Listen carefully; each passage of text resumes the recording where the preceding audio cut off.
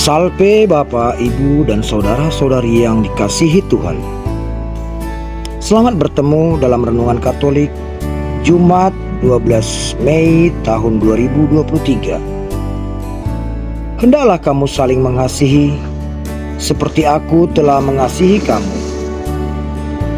Tidak ada kasih yang lebih besar daripada kasih seorang yang memberikan nyawanya untuk sahabat-sahabatnya. Kasih adalah kata yang mudah diucapkan, tapi sulit dilakukan. Sebab kasih itu berakar pada Yesus dan buahnya adalah pengorbanan diri.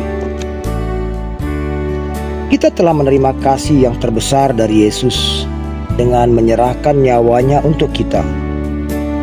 Konsekuensinya, kita pun wajib mengasihi sebagai buah kasih yang telah kita terima.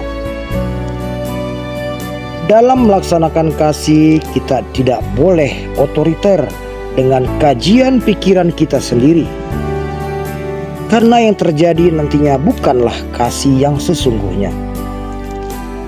Dalam berbuat kasih, kita harus tetap mengandalkan inspirasi dari Roh Kudus, sehingga membuahkan perbuatan kasih yang sesuai dengan kehendak Allah.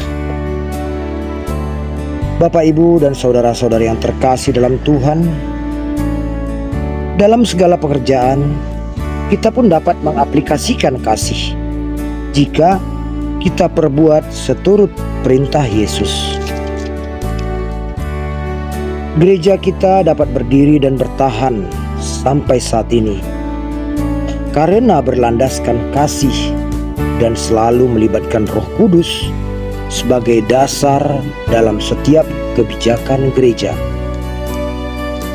Kesadaran akan peran Roh Kudus sebagai pimpinan utama dalam gereja dapat kita rasakan sampai saat ini.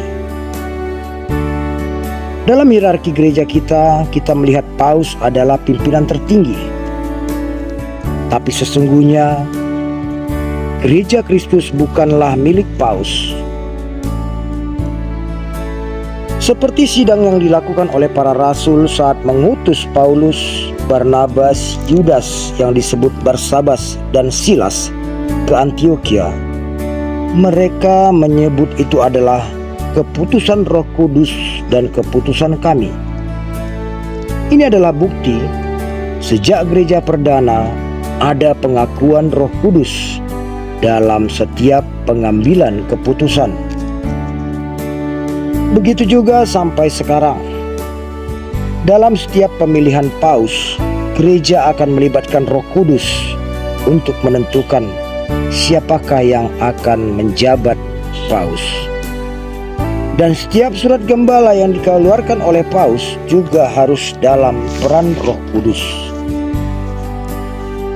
Dari tradisi para rasul yang dipelihara dan dijalankan gereja kita sampai saat ini, menjadi jaminan bahwa Gereja Kristus akan tetap lestari sebagai sarana untuk menuntun umat manusia tetap hidup dalam kasih Kristus. Kasih Kristus adalah jalan satu-satunya menuju keselamatan abadi bersama Bapa, dan Kristus yang memilih kita sebagai sahabat-sahabatnya yang diselamatkan. Bukan kita yang memilih Yesus, tapi Yesuslah yang memilih kita sebagai bangsa yang ditebusnya. Amin. Semoga kita selalu membuka diri akan tuntunan Roh Kudus dan hidup saling mengasihi.